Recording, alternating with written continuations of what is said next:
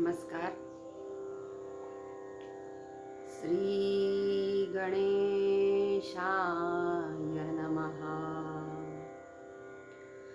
श्री सरस्वत्यै नमः.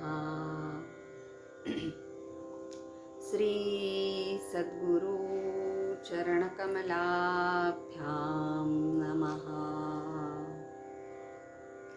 गणाधीश जो ईश सर्वा गुणांचा, मुळारंभ आरंभ तो निर्गुणांचा. नमो शारदा मूळ चत्वार वाचा, गमो पंथ आनंद या राघवाचा. शुकासारिखे पूर्ण वैराग्य जाचे, वसिष्ठा परिज्ञान योगेश्वरांचे. कवी वाल्मिका सारिखा मान्य ऐसा, नमस्कार माझा सद्गुरु रामदासा.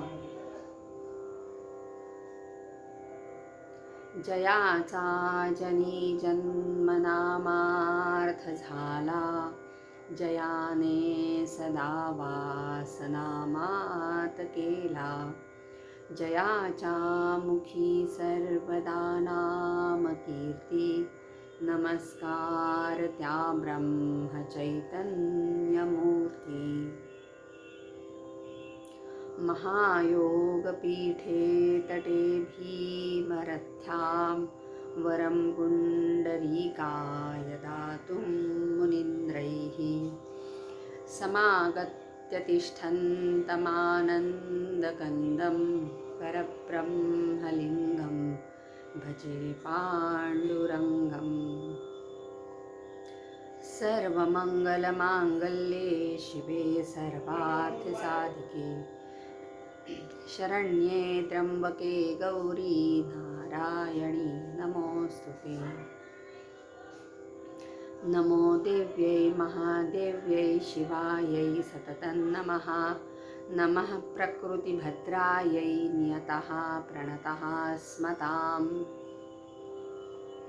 गंगा गंगेति यो ब्रूयात् योजदानां शतैरपि, मुच्यते सर्वपापेभ्यो विष्णुलोकं स गच्छति. गंगा माता की जय. आज गंगा दशहराच्या पावन पर्वणी निमित्त, चौथ्या दिवसानिमित्त आज आपण 13व्या श्लोकापासून पाहणार आहोत. गंगा 12 पायऱ्या चढून वर आलेली आहे. काशी क्षेत्रामध्ये घाटाच्या 12 पायऱ्या चढून गंगा माता वर आलेली आहे. बोला गंगा माता की जय. परमदया घन दुसरी तुझ विण नाही या भुवरी ग. उचलून घे मज पदरी अंबे गंगे गोदावरी ग. चढती रजतम झिजती शमदम पाहुनी गौतम मुनी ग. कळवळला मनी बसला जाऊनी उग्र तपाला गुनी ग. प्रसन्न करुनी गिरिजा शंकर आणि तुझ महिवरी ग. उचलून घे मज पदरी अंबे गंगे गोदावरी ग. टाकून पश्चिम सह्यगिरीहून धावसी पूर्वेकडे ग. भिजवित राने फुलवित धान्ये फोडित गिरीचे कडे ग. शमवित पापा निववित तापा सुखवित जन अंतरी ग. उचलून घे मज पदरी अंबे गंगे गोदावरी ग. शिणला शेष हि महिमा गाता वेद हि मौनावला ग. ब्रह्मपुराणी व्यासे तो परिभावाने गायला ग. देव साधु जन संत महात्मे रमती तुझी आतिरी ग. उचलून घे मज पदरी अंबे गंगे गोदावरी ग. शिणला शेष हि महिमा गाता वेद हि मौनावलाग. ब्रह्मपुराणी व्यासे तो परिभावाने गाईलाग. देव साधु जन संत महात्मे रमती तुझी आतिरी ग. उचलून घे मज पदरी अंबे गंगे गोदावरी ग. प्रवाह अंबे प्रसन्न पावन डुलवित सुखे ग. निर्मळ जळ कवी मंजुळ कलरव जपत हरिसी मुखे ग. तरंग तव उत्तुंग अंग करी पुलकित मन केशरी ग. उचलून घे मज पदरी अंबे गंगे गोदावरी ग. स्नेहल जननी भावे तू झणी अनंत वरदायिनी ग. कसे विसरशी सलिल सलिल तव दिधले वाहुनी ग. वत्सल हृदये सद्गुरुराये मजसी रामेश्वरी ग. उचलून घे मज पदरी अंबे गंगे गोदावरी ग. बोला गंगा माता की जय. श्री रेणुका माता की जय. तुळजा भवानी माता की जय. पुढच्या 13व्या श्लोकामध्ये जगन्नाथ पंडित गंगेची स्तुती करताना म्हणतायत. विनित्यान्योन्मतरैपीच परिहार्याणि पतिनै त्याच्या निव्रात्यैः सपुलकमपास्यानि पिशुनैः हरन्ति लोकानामनवरतमेनांसिक्यतां कदाप्यश्रान्ता त्वं जगति पुनरेका विजयसे.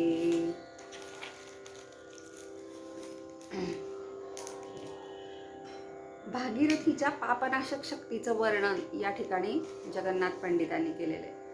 मदोन्मत्त व्रात्याधमपतित पशून्यैनिकरी इहि हि जी त्रासे त्यजिअली सकंपे अतिदुरी. जलांची ती पापे सतत शमवितान्न शिणली. अशी तूच एक प्रकट विभवे नांदसी भली. हे गंगा माते, निंद्य उन्मत्त पतित दुर्जन अधर्मी लोकांच्याही कल्पनेपलीकडची पापे अगदी एक हाती अथकपणे संपवित असतेस. त्या तुझा सतत विजय असो. गंगा माते, जगन्नाथ पंडित म्हणतायत की उन्मत्तांनी जी निंदावीत, पतितांनी जी टाळावीत, संस्कृतांनी जी उच्चारू नये, जी नुसती ऐकल्याने दुष्टांच्या अंगावर काटे उभा राहावेत आणि त्यामुळे त्यांनी ती टाकून द्यावी, अशा कितीतरी लोकांच्या पापांचा नाश करणारी तू हे करताना कधीही थकत नाहीस. म्हणून पुन्हा या जगात तू एकटीच विजयी होतेस. आप्पा म्हणतात, जे स्वार्थ आणि विषयासक्ती यामुळे भानावर उरले नाहीत ते उन्मत्त ही गंगे ज्या पातकांची निंदा करतात, संस्कृती, सन्नीती, सदाचार यांचा आधार सोडून जे लोक पतित झाले तेही ज्या पातकांची निंदा करतात, सर्व बंधने झुगारून जे स्वैरपणे वागतात, ते व्रात्य सुद्धा ज्या पापांचा उच्चार करायला घाबरतात, दुष्टातील दुष्ट, क्रूर, दगड, दयाहीन, निष्ठुर यांच्या अंगावरही काटा यावा अशी पातके जे वरचेवर करतात त्यांचाही परिहार करायला न थकता न कंटाळता तू सिद्ध असतेस. म्हणून साऱ्या त्रैलोक्यात तू एकटीच विजयी होतेस. म्हणूनच हे गंगे, तुझ्या पायासी माझे साष्टांग नमन असो. जगन्नाथ पंडित म्हणतायत. या ठिकाणी त्यांची भक्ती अनन्य झालेली आहे. गंगेच्या पदी ते अनन्य झालेले. उन्मत्त, अविचारी, झिंगलेला, मत्त झालेला, व्रात्य, गर्भाधान वगैरे कोणतेही संस्कार ज्याच्यावर झालेले नाहीत असा असंस्कारित, पिशून, दुष्ट, घातकी, चहाडखोर या सर्वांनी सुद्धा जी पातके टाळली त्यांचा परिहार हे गंगे तू करतेस. इथे गंगेची पापनाशक शक्ती किती प्रभावी आहे त्याचे वर्णन केले आहे. स्खलन्ती स्वलोकादवनितलशोका परुतये जटाजूटग्रन्थौ यदसि विनिबद्धा पुरभिदा अये निर्लोभानामपि मनसि लोभं जनयतान् गुणानामेवायन्तव जननि दोषः परिणतः. आलीसी स्वर्गलोकाहुनि अवनीचा शोकहरणी अशा तू ते बांधी शिवन निजकपदी निशिदिनी ऐ निर्लोभाला उपजविती लोभा गुण असे तुझे त्यांचा प्रादुर्भव जननी ऐसा फळत असे. धरणीवरच्या लोकांचे दुःख शोकहरण कोणत्याही लोभाविना करण्यासाठी तू पृथ्वी तलावर उतरलीस, पण तुझ्या अलोभीपणाचा लोभ भगवान शंकरांना झाला आणि तुला त्यांनी त्यांच्या जटांनी बांधून ठेवले असे जगन्नाथ पंडित या श्लोकामध्ये म्हणत आहे. अप्पा म्हणताय, माते, लोकांचे दुःख हरण्यासाठी तू स्वर्गलोक सोडून पृथ्वी तलावर येऊ लागतेस तेव्हा तो गिरीच्या कांत तुला जटाजुटांच्या बंधनात बांधून ठेवतो. गंगे, त्या निर्लोभ्याच्या मनातही तुझ्याविषयी लोभ निर्माण होतो ग. विरक्तांना सुद्धा आसक्त करतात असे सद्गुण तुझ्या ठाई आहेत, पण त्यांचा परिणाम मात्र बंधनरूप दोषात झाला. मग गंगा ही स्वर्गलोकातून पृथ्वीवर का आली? 60,000 सगरपुत्रांचा उद्धार करण्यासाठी, पृथ्वीवरील लोकांचे पाप ताप दैन्य दूर करण्यासाठी, तिला लोककल्याणासाठी खाली यावे लागले. महापुरुषांना सामान्य जनांच्या उद्धारासाठी खाली यावे लागते. तुकाराम महाराज म्हणतात, आम्ही वैकुंठवासी आलो याच कारणासाठी. जगाच्या कल्याणासाठी संत मंडळींना खाली मृत्यूलोकात यावे लागते. तसेच गंगा सुद्धा पृथ्वी तलावरचे पाप ताप दैन्य दूर करण्यासाठी, जड मूढ पापी यांचा उद्धार करण्यासाठी स्वर्गलोकातून खाली आली. पण ती शंकराने जटासंभारात अडकवली, नाहीतर हा गंगेचा वेग हा पृथ्वी मातेला सुद्धा सहन न होणारा होता. खरं तर भगवान शंकर निर्लोभी, पण त्यांच्या मनात सुद्धा गंगेने लोभ निर्माण केला. गंगेच्या गुणाचा परिणाम दोषात झाला, कारण तिच्या सद्गुणांनी ती बंधनात अडकली. गुण सुद्धा काही वेळा दोष होतो असे जगन्नाथ पंडित म्हणतात. आत्मनः मुख दोषेण बध्यन्ते शुकसारिकः बकास्तत्र न बध्यन्ते मौनं सर्वार्थ साधनम. स्वतःच्या बोलण्याच्या दोषामुळे पोपट व मैना पिंजऱ्यात अडकले जातात. बगळा मौन धारण करतो, त्यामुळे तो बांधला जात नाही, म्हणून मौन हे सर्वार्थाचे साधन आहे. पोपट बोलतो या गुणामुळे अडकतो, गुणाचा दोष होतो. तसे गंगा जगाचा उद्धार करते. या गुणाचा दोष झाला की ती शंकराच्या जटेत अडकली. ती कल्पना चमत्कृती आहे. लोकांनी यातील अर्थ म्हणजे आपण यातील अर्थ हा दृष्टांतापुरताच घ्यायचा आहे. माणसाने सद्गुणी असले म्हणजे दोष होतो, म्हणून सद्गुणी असू नये असा याचा अर्थ होत नाही. आता बघा की गंगेचं कसं आहे, गंगा कोणाला प्रसन्न होते, तर जैसी गंगा वाहे तैसे त्याचे मन, भगवंत जाण त्याचे जवळी. जशी गंगा नदी वाहत असते ना, तसं ज्याचं मन शुद्ध आहे त्याच्याजवळ भगवंत असतो. हे या खुणेवरून समजावे. देव त्याच्यापाशी त्याच्या भक्तिभावामुळेच उभा आहे. अशा भक्ताला स्वानंदाचा गाभा हा असा प्रत्यक्षच दिसतो.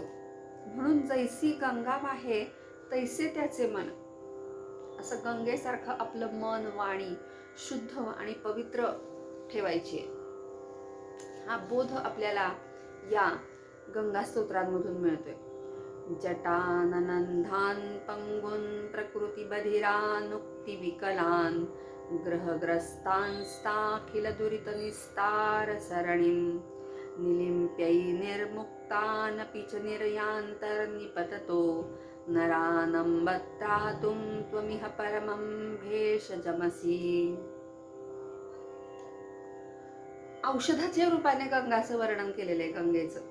जडांधाम पंगुते बहुबधिरवाणी विकलजे ग्रहद्वेषी चांचे अगहनन यत्नेन घडीजे सुरीही सोडिले पुनरनरकाचेची गमनी अशांते रक्षाया पटुजननी तू औषधी गुणी. गंगा माता की जय.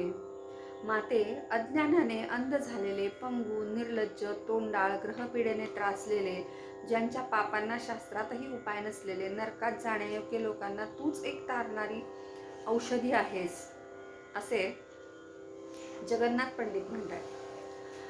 ते म्हणतायत की हे आई, इथे अज्ञानी, आंधळे, पांगळे, शरीराने बधीर झालेले, बोलता न येणारे, मुके, ग्रहांनी पीडित, ज्यांचे पाप निवारण करण्याचे सर्व संपलेले आहेत, सर्व मार्ग संपलेले आहेत, ज्यांना देवांनी सुद्धा टाकून दिलेले आहे, जे नरकात पडलेले आहेत, त्या लोकांना तारण्यास हे आई तूच एक श्रेष्ठ औषध आहेस ग.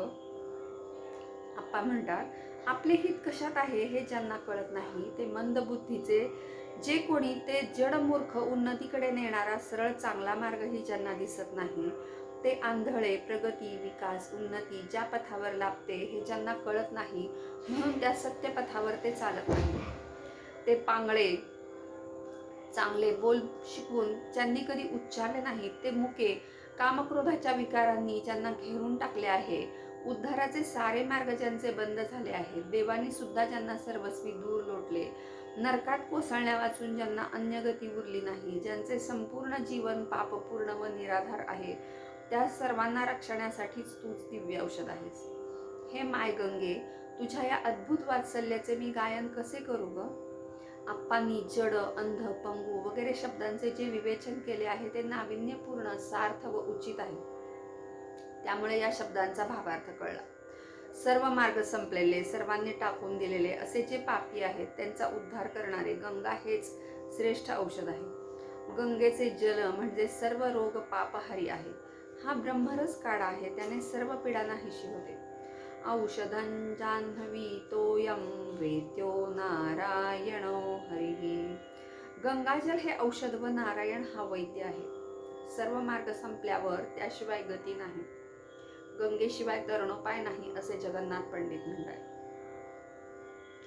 पुढच्या 16व्या श्लोकामध्ये जगन्नाथ पंडित गंगेची स्तुती करताना म्हणतायत, स्वभाव स्वच्छान्नो सहज शिशिराणामयमपाम अपारस्ते मातर्जयती महिमा कोपि जगती मुदायन् गायन्ति द्युतलमनवद्यद्युतिभूतः समासाद्याद्यापि स्फुटपुलकसान्द्राः सगरजाः. स्वभावे जो स्वच्छे सहज अतिशीते तव जळे तयांच्या उत्कर्षे यश सकळ लोकात उजळे. जया गाती तोषे सगर सुतरोमांच धरुनी गती स्वर्लोकी त्या तव विभवयोगेची जननी. गंगा माता की जय.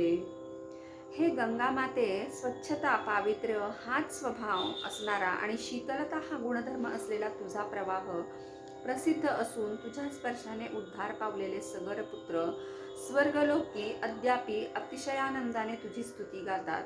तुझा जय जयकार असो, असे जगन्नाथ पंडित म्हणतात. 16व्या श्लोकामध्ये जगन्नाथ पंडित गंगेची स्तुती करताना म्हणतायत, माते, स्वभावतः स्वच्छ, सहज, शीतल तुझ्या जलाचा कोणता तरी अमर्याद महिमा जगात गाजत आहे. स्वर्ग प्राप्त केलेले सगर पुत्र दिव्य तेज धारण करून रोमांचित होऊन तुझा महिमा अद्यापि आनंदाने गातात. देवी गंगे, तुझे जल स्वभावतः शीतल व निर्मल आहे, ज्याच्या प्रभावाने जय जयकाराने पृथ्वी तल कोंदले आहे. तुझा जलमहिमा अपार आहे, त्याचा पार शब्दांनी सांगता येत नाही.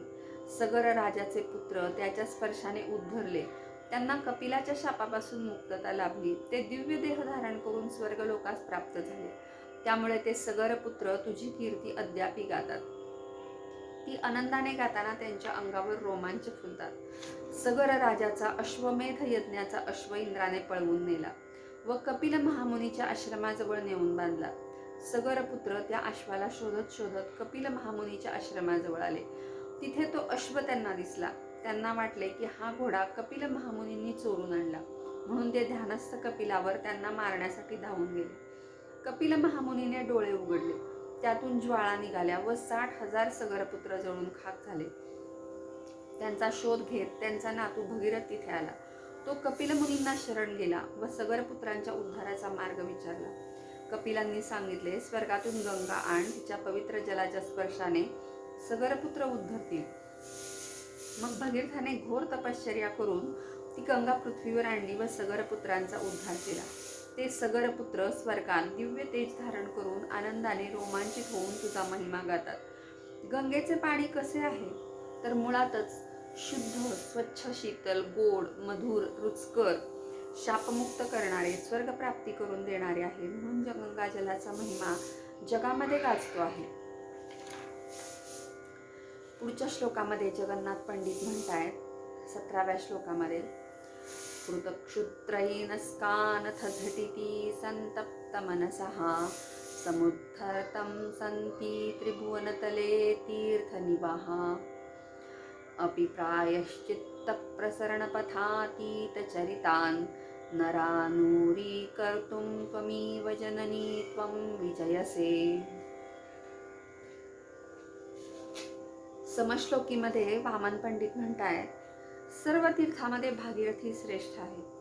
घडे दैवे किंचित कलुषपतरी संतापतिमनी अशा ते ताराया असती बहुतीर्थे त्रिभुवनी जया प्रायश्चित्ते नसती पुनरादे गती अशी समर्था या लोकी तुझ सम अशी तूच असशी.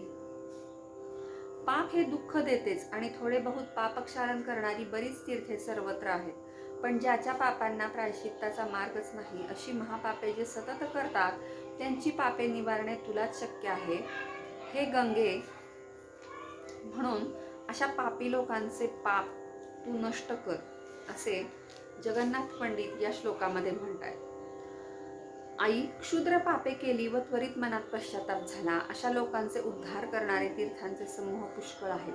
पण प्रायश्चित्ताच्या पथाचे आचरण करण्यापलीकडे गेलेल्या लोकांना उरी धरणारी फक्त तूच आहेस. म्हणून तू विजयी होतेस. आप्पा म्हणतात, क्षुद्र दोष घडून आले तर ज्यांचे मन पश्चाताप करते अशा लोकांना तारण्यासाठी विश्वात पुष्कळ तीर्थे आहेत. पण ज्याचे जीवन केवळ पातकांनीच भरले आहे त्यांच्या पुढे प्रायश्चित्तांची गती कुंठित होते. अशी पापे ज्यांच्या हातून घडतात त्यांना हे गंगे तू हृदयाशी धरतेस. या पृथ्वीवर तुझ्यासारखी तूच एक विजयी आहेस. काही पातके क्षुद्र असतात, ती पश्चातापाने नाहीशी होतात. काही पापांना प्रायश्चित्त सांगितले आहे. प्रायश्चित्त म्हणजे काय? प्रायो नाम तपहा प्रोक्तं चित्तं निश्चयं उच्यते तपो निश्चय संयुक्तं प्रायश्चित्तं तदुच्यते. प्राय म्हणजे तप, चित्त म्हणजे निश्चय. तप व निश्चय या दोघांनी मिळून प्रायश्चित्त होते. क्षुद्र पाप असेल तर लहान प्रायश्चित्त आहे. वाल्या कोळ्याने पर्वता एवढे पाप केले, त्याला नारदाने रामनामाचा जप व तप सांगितले. अंगावर वारूळ तयार झाले, अशी अनेक वर्ष त्याने तप केले, मग त्याचे प्रायश्चित्त पूर्ण झाले. प्रायश्चित्त केल्यावर पुन्हा पाप करता कामा नये. जर पाप केले तर पहिले पाप वज्रलेप होते. अन्यक्षेत्रे कृते पापं पुण्यक्षेत्रे विनश्यति पुण्यक्षेत्रे कृतं पापं वज्रलोपो भविष्यति. इतर क्षेत्रात केलेले पाप पुण्यक्षेत्रात नष्ट होते, पण पुण्यक्षेत्रात जर पाप केले तर वज्रलेप होते. बलराम दादाने रागाने पुराण सांगणाऱ्या सुताला मारले. ऋषीमुनींनी त्याचा निषेध केला व त्यांना प्रायश्चित्त सांगितले. वर्षभर चालत तीर्थयात्रा कर. बलराम दादांनी ते प्रायश्चित्त घेतले. सहस्रार्जुनाला मारल्याबद्दल जमदग्नीने आपल्या पुत्राला परशुरामाला हेच प्रायश्चित्त सांगितले. पेशव्यांचे न्यायाधीश रामशास्त्री प्रभुणे यांनी राघोबा दादांना नारायणराव पेशव्यांच्या हत्येबद्दल देहांत प्रायश्चित्त सांगितले. आजामेळाने जन्मभर पापे केली, पण मरताना त्याने नातवाचे नाव नारायण उच्चारले. तेवढ्या प्रायश्चित्ताने तो यमपाशातून सुटला. पण काही पापांना प्रायश्चित्तच नाही, असे जगन्नाथ पंडित म्हणतात. मित्रद्रोह, ब्रह्महत्या, व्याभिचार, देशद्रोह या पातकांना देहदंड हेच शासन. पण अशा प्रायश्चित्तापलीकडे गेलेल्या पाप्यांना तारणारी गंगा आहे. म्हणून माते, तुझ्यासारखी तूच. इथे अनन्वय अलंकार आहे. पुढच्या 18व्या श्लोकात जगन्नाथ पंडित म्हणतायत, निधानं धर्माणां किमपि च विधानं नवमुदां प्रधानं तीर्थानां मलपरिधानं त्रिजगतः समाधानं बुद्धेरेथ खलु तिरोधान मधियां श्रियामाधानं नः परिहरतु तापं तव वपुः।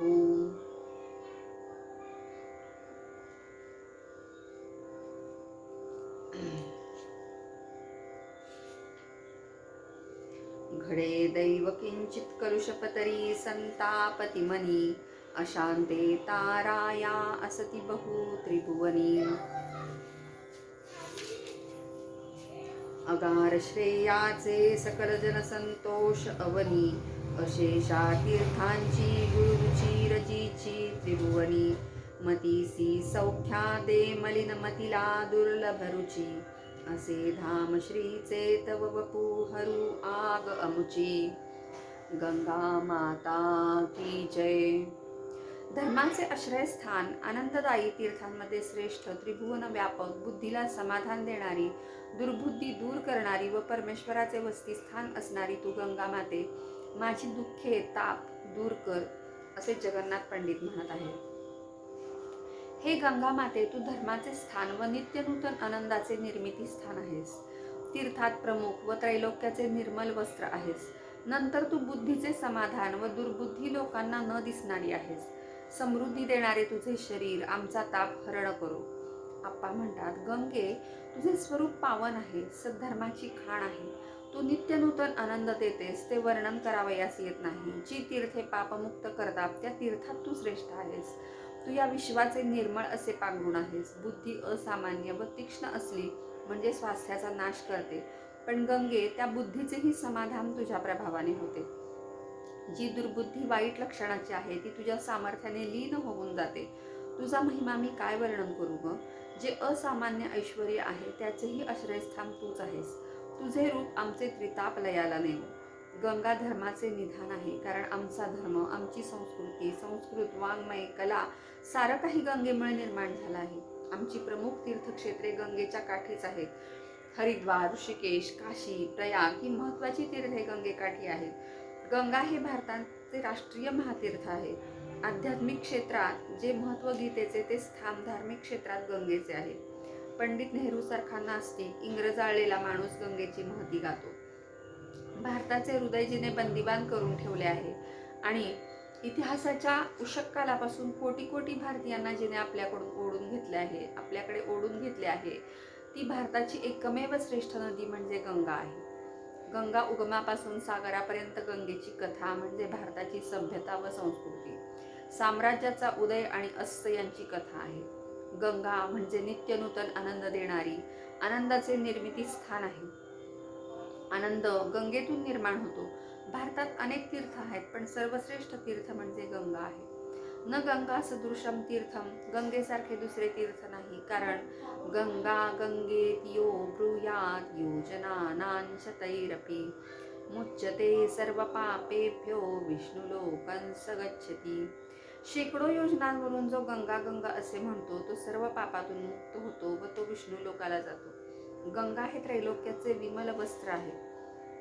काय सुंदर कल्पना चमत्कृती आहे बघा, की गंगा हे त्रैलोक्याचे वस्त्र आहे आणि गंगा माता ही लहान बाळाची जशी आईनं काळजी घ्यावी तशी ती तिच्या भक्तांची काळजी घेत असते.